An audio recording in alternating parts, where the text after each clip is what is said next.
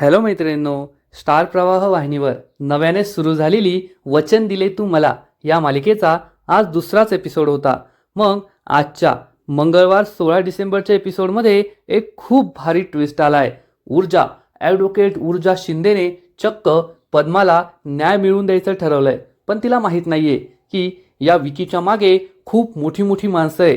मग त्याचा आमदार बाप असो किंवा कधीही केस न हरलेला हर्षवर्धन जहागीरदार, ज्याच्या मुलीशी या विक्रांतचं लग्न होणार आहे. आणि आता ऊर्जा खूप मोठी हाय प्रोफाईल केस लढणार आहे, ज्या केसमुळे तिचं संपूर्ण आयुष्य बदलणार आहे. मग या मालिकेत आजच्या एपिसोडमध्ये नेमकं काय काय घडलंय हे जाणून घेण्यासाठी हा व्हिडिओ शेवटपर्यंत नक्की पहा. तर मैत्रिणींनो, एपिसोडच्या सुरुवातीलाच विक्रांतचे गुंड हे ऊर्जाच्या समोर उभे असतात. पद्मा ही ऊर्जाच्या मागे लपलेली असते. तर ऊर्जा या गुंडांना एकानंतर एक भारतीय दंड संहिताचे वेगवेगळे कलम सांगत असते की तुम्ही या मुलीच्या पाठीमागे लागलात, तिचा विनयभंग करताय, तिला त्रास देताय, तिचा पाठलाग करताय, यासाठी मी तुम्हाला जेलमध्ये टाकू शकते. तर हे गुंड कायद्याला घाबरत नाही आणि ऊर्जाला म्हणतात, आम्हाला अक्कल नको शिकू, आत्ताच्या आत्ता बाजूला हो, ही आमची शिकार आहे आणि आम्ही तिला सोडणार नाही. त्यामुळे ऊर्जा खूप चिडते आणि तिच्या हातात जी काठी असते या काठीने या गुंडांची धुलाई करू लागते. वकील असून सुद्धा एखाद्या फायटरसारखी या सगळ्या गुंडांना मारहाण करत असते. तर पद्माच्या अंगावरचे कपडे फाटलेले असतात, त्यामुळे ऊर्जा तिला आपला कोट घालायला देते आणि या गुंडांची धुलाई सुरूच ठेवते. तर आजूबाजूला सगळे बघे फक्त व्हिडिओ काढत असतात आणि एकटी ऊर्जा या गुंडांशी लढत असते, पण कुणीही तिला मदत करत नाही. ऊर्जा या सगळ्यांशी भांडत असते, लढत असते, पण 4-5 गुंडांसमोर तिची ताकद अपुरी पडते आणि हे गुंड ऊर्जावर भारी पडू लागतात आणि पुन्हा एकदा पद्माला पकडण्याचा प्रयत्न करतात, तिला ओढण्याचा प्रयत्न करतात. पण ऊर्जा या गुंडांपासून पद्माला वाचवत असते. त्याच वेळेस शौर्य तेथे येतो आणि त्याला दिसतं की हे सगळं काय चाललंय.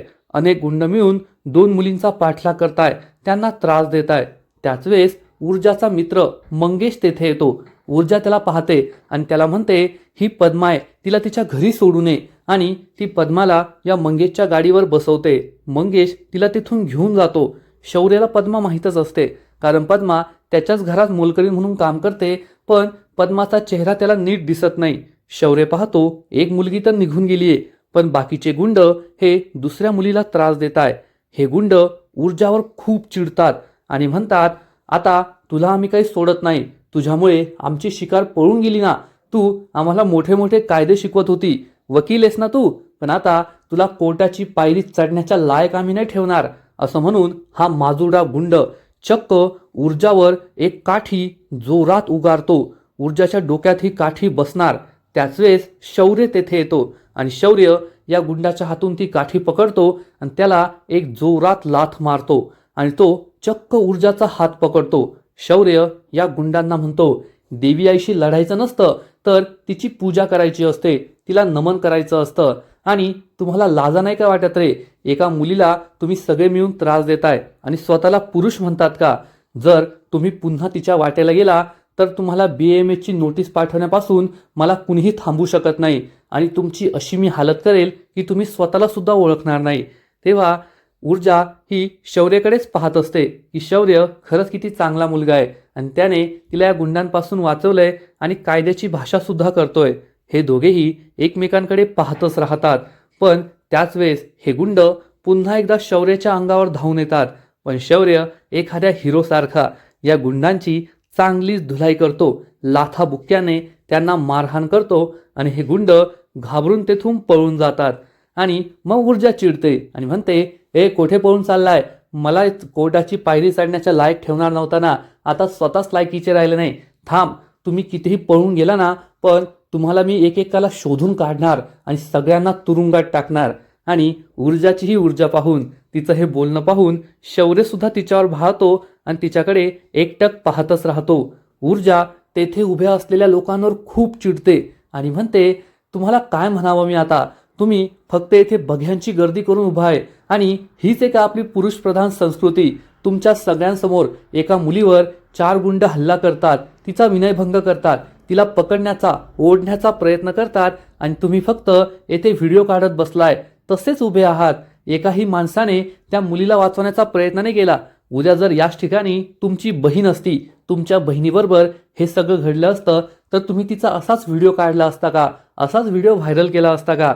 खरंच काय झालं आपल्या समाजाला? फक्त या एका माणसाने आम्हाला मदत केली, आमच्यासाठी तो धावून आला, हाच खरा मर्द आहे.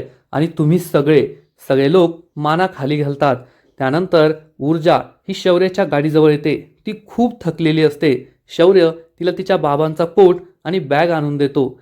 शौर्याला पाहून ऊर्जा म्हणते, तुम्हाला वाईट वाटलं असेल ना, मी एवढं सगळं काही बोलले. तर शौर्य म्हणतो, नाही नाही, मला नाही वाईट वाटलं. तुम्ही जे काही बोलला ना, ते एकदम योग्य बोलला. आजकाल ही बघ्यांची गर्दी आणि असं व्हिडिओ बनवणं, व्हायरल करणं खूपच नॉर्मल झालंय.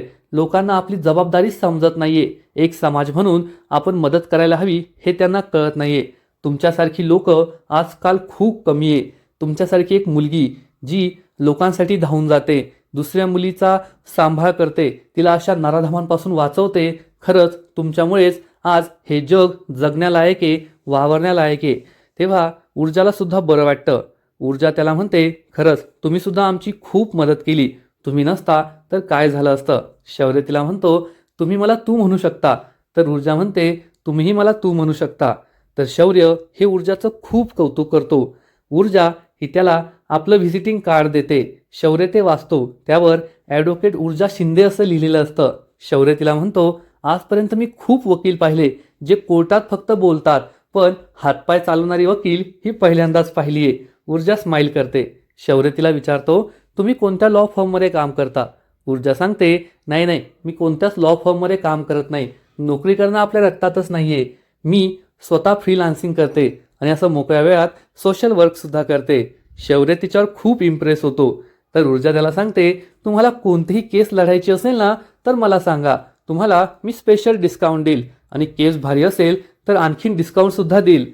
शौर्य तिला म्हणतो, चला मी तुम्हाला कुठे ड्रॉप करू का?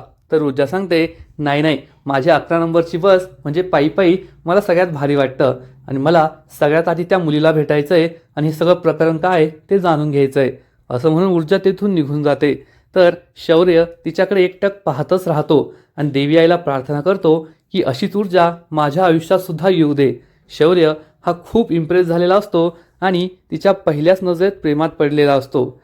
तर दुसरीकडे शौर्याच्या घरी सोनल आणि मोनल हे विजया आणि शैलजाला म्हणतात, आम्हाला खूप भूक लागली आहे. सोनल म्हणते, मला ओट्स खायचेत. तर मोनल म्हणते, मला साबुदाणा खिचडी खायची आहे. तर शैलजा म्हणते, पण अजून ती पद्मा आलेली नाहीये ना, मग तुम्हाला खायला तरी कोण देईल? या दोघींना भूक लागलेली असते म्हणून शैलजा त्यांना पैसे देते आणि बाहेरून काहीतरी खायला सांगते. तर विजया म्हणते, अजून ती पद्मा आलेली नाहीये. बाईसाहेबांच्या औषधांची वेळ झाली आहे आणि जर त्यांना वेळेवर औषधं नाही ना मिळाली तर आपलं काही खरं नाही. आणि त्याच वेळेस बाईसाहेब तेथे येते आणि ती विजया आणि शैलजाला जाब विचारते, पद्मा कोठे? विजया सांगते, मी तिला शिर्क्यांच्या घरी पुरणपोळ्यांचा डब्बा घेऊन पाठवलंय. बाईसाहेब चिडून म्हणते, तुला एवढीही अक्कल नाहीये का? माझ्या औषधांबद्दल फक्त तिलाच माहिती आहे, दुसऱ्या कोणाला माहीत नाहीये. तुला दुसरं कोणी नाही भेटलं का डबा घेऊन पाठवायला? मूर्ख कुठली! आत्ताच्या आत्ता तिला फोन कर आणि कुठे ते विचार. असं म्हणून बाईसाहेब तेथून निघून जाते.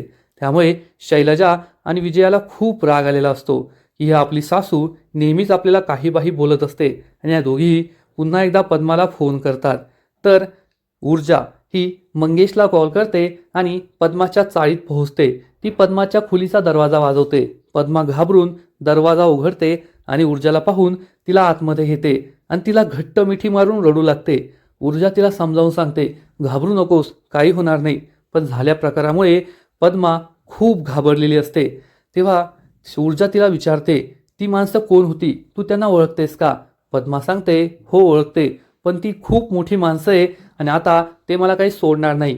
ऊर्जा तिला समजावून सांगते, घाबरू नको, कायद्याच्या राज्यात राहतो आपण, कुणी तुला काहीच करणार नाही. त्याच वेळेस पद्माला बाईसाहेबांचा कॉल येतो, पण पद्मा फोन उचलत नाही.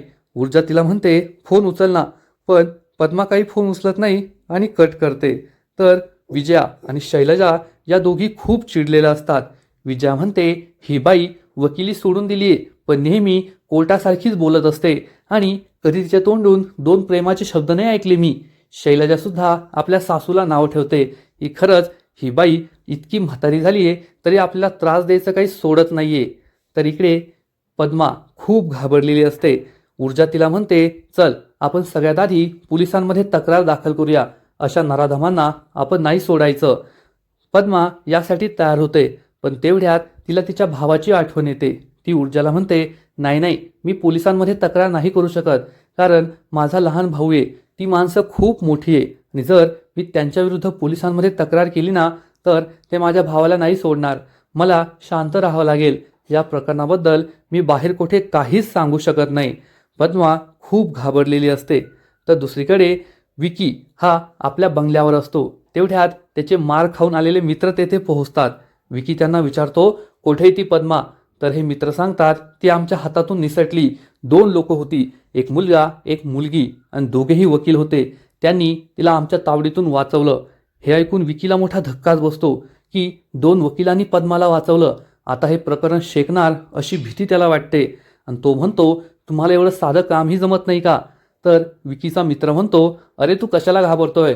तुझा बाप आमदार आहे, तो तुला नक्कीच या प्रकरणातून वाचवेल. तर विकी चिडून म्हणतो, माझ्या बापाला याबद्दल जर काही समजलं ना, तर त्याचं राजकारण संपून जाईल आणि तो मला फोडून काढेल. त्याला हे सगळं काही आवडत नाही. आता मी खूप मोठ्या संकटात सापडलोय. तर विकीचा दुसरा मित्र म्हणतो, तुला जर तुझ्या वडिलांच्या करिअरची एवढीच काळजी होती, तर मग हे सगळं करायचं नव्हतं ना. तू खूप मोठी चूक केली आहे विकी. आणि त्याच वेळेस अर्पिता तेथे येते आणि विचारते, विकीने काय मोठी चूक केली आहे? विकी आणि त्याचे मित्र खूप घाबरतात आणि काहीच बोलत नाही. अर्पिता विचारते, विकी मी तुला काय विचारतेय, काय घडलं येथे? खरं खरं सांग, तुम्ही कशाबद्दल बोलत होता? पण विकी आणि त्याचे मित्र काहीच बोलत नाही. तेवढ्यात विजया अर्पिताला कॉल करते आणि विचारते, मी पद्माला तुमच्या घरी पुरणपोळ्याचा डब्बा घेऊन पाठवलं होतं, पण ती अजून आली नाहीये. ती तेथे आहे का?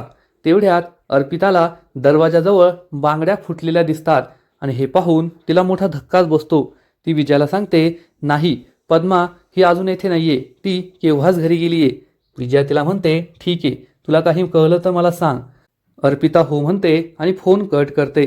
अर्पिताला समजतं की या बांगड्या आपल्या घरातील कोणाच्याच नाहीये. मग या बांगड्या येथे कशा? असं म्हणून ती विकीच्या रूममध्ये जाते. तेव्हा तिला विकीच्या रूममध्ये एक पैंजण सापडतं. हे पैंजण सुद्धा आपल्या कोणाचं नाहीये हे तिला कळतं आणि ती विकीकडे पाहू लागते. त्याला जाब विचारते. विकी चांगलाच घाबरतो. अर्पिता त्याला जाब विचारते की हे सगळं काय आहे? या बांगड्या कोणाच्या आहेत आणि हे पैंजण कोणाचं आहे? तुझी रूम ही अस्ताव्यस्त आहे, बेड अस्ताव्यस्त आहे, हे सगळं काय आहे? आणि पद्मा येथे आली होती, तिने आणलेला पुरणपोळ्याचा डब्बा येथे. विकी खरं खरं बोल, येथे काय घडलंय? पण विकीची हिंमतच होत नाही काही बोलण्याची आणि तो तसाच गप्प बसतो. अर्पिता त्याला पुन्हा पुन्हा प्रश्न विचारते, विकी खरं खरं सांग, काय केलंय तू पद्माबरोबर? पद्मा कोठे? येथे नेमकं काय झालंय? पण विकी काहीच बोलत नाही. तर तेवढ्यात विकीचा दुसरा मित्र हा झालेला सगळा प्रकार सांगू लागतो की अर्पिताताई येथे. तर विकी आणि त्याचा मित्र त्याच्याकडे रागारागाने पाहतात आणि एक दुसरा मित्र हा पहिल्या मित्राला गप्प बसवतो. त्यामुळे अर्पिता खूप चिडते आणि या मित्राच्या सनसनीत थोबाडीत मारते आणि या दुसऱ्या मित्राला विचारते, येथे नेमकं काय झालंय? हा मित्र झालेला सगळा प्रकार सांगतो की पद्मा येथे पुरणपोळ्याचा डबा घेऊन आली होती आणि विकीने तिच्यावर जबरदस्ती करण्याचा प्रयत्न केला, त्यामुळे ती येथून पळून गेली. अर्पिताला जबर धक्काच बसतो आणि ती विकीकडे रागारागाने पाहते. तर दुसरीकडे विजया आणि शैलजा या दोघींना खूप टेन्शन आलेलं असतं. पद्मा फोन उचलत नाहीये, पद्मा अजून घरी आलेली नाहीये. आता आपली सासू बाईसाहेब आपल्याला काही सोडायची नाही अशी भीती त्यांना वाटत असते. या दोघीही दिव्याला तेथे बोलून घेतात. विजया तिला विचारते, काय ग पद्मा, तुझ्या चाळीतच राहते ना? तुला माहिती आहे ना ती कुठे राहते? तिचा पत्ता आम्हाला दे. तर दिव्या म्हणते, नाही नाही, ती आमच्या चाळीत नाही राहत, वेगळ्या चाळीत राहत असेल आणि मला तिच्या घरचा पत्ता माहीत नाहीये. विजया चिडून म्हणते, असं कसं? तुझ्याच चाळीत ती राहते ना आणि तू तिच्याशी तासनतास गप्पा मारत बसते, मग तुला तिचा साधा पत्ता सुद्धा माहिती नाहीये का? दिव्याला खूप राग येतो आणि ती चिडून म्हणते, तुम्हाला किती वेळ सांगितलंय, आता मी या घरची सून आहे, त्यामुळे या आवाजात या भाषेत माझ्याशी बोलायचं नाही. आणि तुम्हाला तुमच्या मोलकणीचा पत्ता माहिती नाहीये, तुम्ही माझ्याकडून कशी अपेक्षा ठेवू शकता की तिचा पत्ता मला माहीत असेल? मला काहीच माहिती नाहीये. असं म्हणून दिव्या रागारागाने तेथून निघून जाते. विजयाला खूप राग येतो. शैलजा विजयाचे आणखीन कान भरते की जेव्हापासून तुझी ही सून त्या चाळीतून या बंगल्यात आली आहे ना, स्वतःला काहीतरी वेगळंच समजायला लागलीये. खूप माज आलाय तिला. विजया चिडून म्हणते, तिचा सुद्धा बंदोबस्त मी एक ना एक दिवस करणारच आहे, पहा मी तिच्याबरोबर काय करते. तर दुसरीकडे शौर्य त्याच्या बाबांच्या म्हणजेच हर्षवर्धन जहागीरदारच्या ऑफिसमध्ये पोहोचतो आणि तेथे आल्यावर त्याला ऊर्जाचीच आठवण येत असते. ऊर्जाबरोबर बोललेलं, तिच्याबरोबर घडलेलं त्याला सगळं आठवत असतं आणि तो ऊर्जाच्याच विचारांमध्ये गुंग झालेला असतो, स्माईल करत असतो. आणि त्याच वेळेस हर्षवर्धन त्याच्या एका असोसिएट बरोबर तेथे येतो. ड्रंक अँड ड्राईव्ह केसबद्दल ते बोलत असतात आणि शौर्यसुद्धा हर्षवर्धनच्या केबिनमध्ये येतो. हर्षवर्धन या असोसिएटला सांगतो की ड्रंक अँड ड्राईव्ह केसबद्दल आपण जे काही फोटो, जे काही व्हिडिओज तयार केले आहेत ना, ते शौर्यला दाखव, त्याच्याकडून फायनल अप्रुव्हल घे आणि मग केसची शेवटची तारीख घे. हा असोसिएट विचारतो, पण आपल्याला त्यांना इनव्हॉइस पाठवायचं असेल ना, किती रुपयांचं इनव्हॉइस पाठवू? हर्षवर्धन त्याला सांगतो, 25% महागाचा इनव्हॉइस त्यांना पाठव, कारण या श्रीमंत लोकांना स्वतःच्या इज्जतीपेक्षा दुसरं काहीच प्यारं नसतं. स्वतःच्या नावाची बदनामी होऊ नये त्यासाठी ते कितीही पैसे द्यायला तयार असतात आणि आपण त्याचाच फायदा उचलायचा असतो. आणि एक लक्षात ठेवायचं, यानंतर मला हा प्रश्न विचारायचा नाही. असोसिएट हो म्हणतो आणि तेथून निघून जातो. हर्षवर्धन शौर्यला सांगतो, आपल्या ज्या सगळ्या केसेस फायनल स्टेजमध्ये आहेत त्यांचा फॉलोअप घे. शौर्य हो म्हणतो आणि विचार करतो, बाबांच्या केसेसचा फॉलोअप तर मी घेणारच आहे, पण मी माझ्या त्या केसचा फॉलोअप कधी घ्यायचा असा विचार करून तो ऊर्जाने दिलेलं हे व्हिजिटिंग कार्ड पाहतो आणि ऊर्जाबद्दलच विचार करत असतो. आज जे काही घडलं त्यामुळे तो ऊर्जावर फिदा झालेला असतो. ऊर्जासारखी वकिलीन आजपर्यंत त्याने कधीच पाहिलेली नसते, त्यामुळेच तो फक्त ऊर्जाच्या विचारामध्येच गुंग झालेला असतो. तर मैत्रिणींनो, खरंच आजचा एपिसोड खूप भारी होता. वचन दिले तू मला ही मालिका बाकीच्या मालिकांपेक्षा खूप वेगळी आहे आणि वकील, केसेस, पोलीस यांच्या अवतीभोवती गुंफलेली आणि त्याच वेळेस शौर्य आणि ऊर्जा या दोघांची प्रेम कहाणी, ऊर्जाच्या वडिलांची गोष्ट, तिचं स्वप्न आणि पद्मासारख्या समाजाकडून पीडित असलेल्या मुलींची गोष्ट पाहायला खूपच इंटरेस्टिंग वाटतेय, एवढं मात्र नक्की. आणि वचन दिले तू मला ही मालिका आता प्रेक्षकांची सुद्धा आवडीची बनेल यात शंका नाही. तुम्हाला ही मालिका आवडते का? नक्कीच कमेंट करून सांगा. कालच या मालिकेचा पहिला एपिसोड होता, तो सुद्धा आपल्या चॅनलवर आहे, तो सुद्धा तुम्ही नक्कीच पाहू शकता. म्हणजे मालिकेतील कॅरेक्टर्स, गोष्ट याची संपूर्ण आयडिया तुम्हाला येऊन जाईल. आजचा एपिसोड तर भारी होता, परंतु या मालिकेचा पुढचा एपिसोड आणखीन भारी असणार आहे. पुढील एपिसोडमध्ये आपण पाहू की जेव्हा अर्पिताला सगळं सत्य समजेल की विकीने पद्माबरोबर काय काय केलंय, तेव्हा अर्पिता ही पद्माला कॉल करेल आणि पद्माबरोबर ऊर्जासुद्धा तेथे असणार. पद्मा फोन उचलणार आणि फोन स्पीकरवर ठेवेल. अर्पिता तिला समजावून सांगेल, अर्पिता तुझ्याबरोबर माझ्या घरी काय झालंय, विकीने काय केलंय हे सगळं मला समजलंय, पण मी तुला एक विनंती करते, याबद्दल बाहेर कोणालाही काहीच सांगू नको. यानंतर तुला असा कोणताच त्रास होणार नाही, पण जर ही गोष्ट बाहेर आली तर मात्र आमची खूप बदनामी होईल, आम्हाला त्याचा खूप त्रास होईल. त्यामुळे याबद्दल कोणाला काहीच सांगू नको. आणि हे ऐकून ऊर्जाला खूप राग येईल की अर्पिता तिच्या नालायक भावाची बाजू घेतीये आणि पद्माला गप्प राहायला सांगते. त्यामुळे फोन कट झाल्यानंतर पद्माला ऊर्जा समजावून सांगेल की तू शांत बसायचं नाही, अन्याय सहन करायचा नाही आणि आता आपल्याला कोर्टात केस करायची आहे. आणि ती पद्माला समजावून सांगेल की आपण तेथे होतो, पण तो एक मुलगा सुद्धा होता ज्याने तू गेल्यावर त्या गुंडांची धुलाई केली, मला वाचवलं. जर त्याने कोर्टात साक्ष दिली ना तर आपण या केसमध्ये नक्कीच जिंकू शकतो आणि त्या नराधमांना शिक्षा होईल, असं ती पद्माला सांगते. पण तो मुलगा भेटणार तरी कसा हाच प्रश्न ऊर्जाला पडतो आणि ऊर्जाचा हा प्रश्न लवकरच सुटणार आहे, कारण कोर्टात शौर्य आणि ऊर्जा या दोघांची सुद्धा भेट होईल आणि ऊर्जा खूप खुश होईल. तर दुसरीकडे शौर्य हा आपल्या बाबांना विचारेल, तुम्हाला असं वाटत नाहीये का की आपण चुकीच्या माणसांची, गुन्हेगारांची साथ देतोय आणि त्यांना वाचवण्याचा प्रयत्न करतोय? तेव्हा हर्षवर्धन हा शौर्याला समजावून सांगेल की गुन्हेगार कोण आहे हे ठरवणं कोर्टाचं काम आहे, माझं काम नाहीये. माझं काम एवढंच आहे, जे मला पैसे देतात ते निर्दोष आहेत हे सिद्ध करणं आणि त्यांना त्या गुन्ह्यातून सोडवणं. म्हणजेच हर्षवर्धनला फक्त पैसा प्यारा आहे, तर शौर्य हा मात्र हुशार आहे आणि त्याला न्याय अन्याय याबद्दल कळतं. आणि ऊर्जासारखी मुलगी जर त्याच्या आयुष्यात आली तर हर्षवर्धन आणि शौर्य यांच्यामध्ये मात्र युद्ध रंगणार हे नक्की. तर मैत्रिणींनो, वचन दिले तू मला ही मालिका दिवसेंदिवस खूपच इंटरेस्टिंग होत चालली आहे आणि या मालिकेचे असेच नवीन नवीन अपडेट जर तुम्हाला सर्वात आधी जाणून घ्यायचे असतील, नवीन नवीन एपिसोड सर्वात आधी पाहायचे असतील, तर व्हिडिओला लाईक करा, शेअर करा, चॅनलला सबस्क्राईब करून बेल आयकॉनवर क्लिक करा. म्हणजे या मालिकेचे नवीन नवीन अपडेट्स तुम्हाला सर्वात आधी पाहायला मिळतील. खूप खूप खूप धन्यवाद.